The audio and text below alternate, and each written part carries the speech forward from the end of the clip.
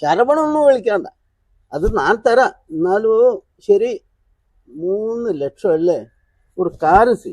ഇതിൽ 4 ലക്ഷം രൂപ അടിക്കും. ഞാൻ സായാഹ്നത്തിൽ വരും. സായാഹ്നത്തിൽ വന്നാല് ഈ പൈസ ബാക്കി 1 ലക്ഷം തിരുമ്മി പോവും. അപ്പൊ ഇപ്പൊ ഇതിற்கு നോക്ക്, ரொக்கமாருக்கு പൈസ താ.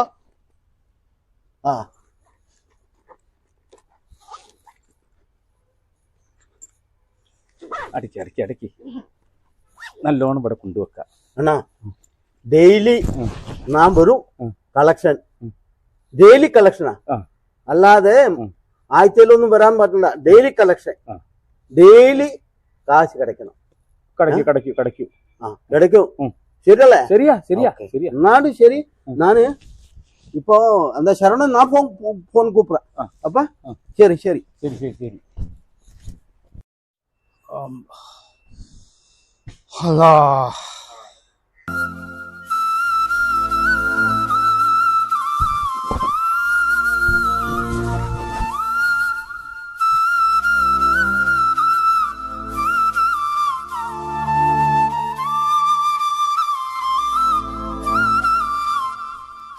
யாரு நீ?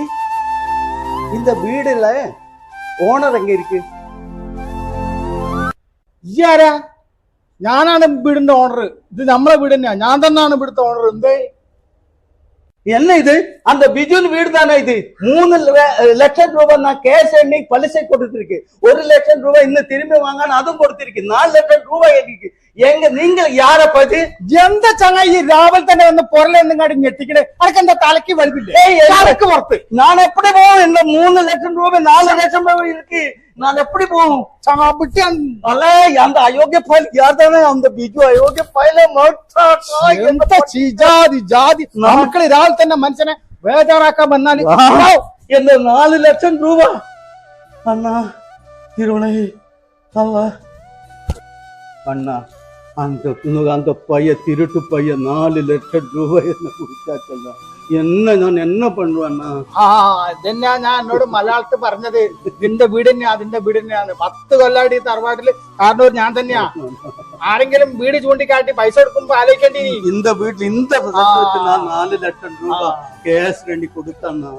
ഇപ്പൊ പറഞ്ഞിട്ട് കാര്യമല്ലോ, കൊടുത്തു പോയില്ലേ? കടവുളെ, എന്ത് 4 ലക്ഷം അങ്ങനെ ഉണ്ടാവും.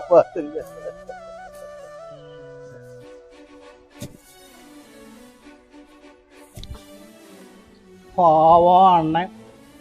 ഈ കാലത്തെ ആരും വിശ്വസിക്കാൻ പറ്റില്ല.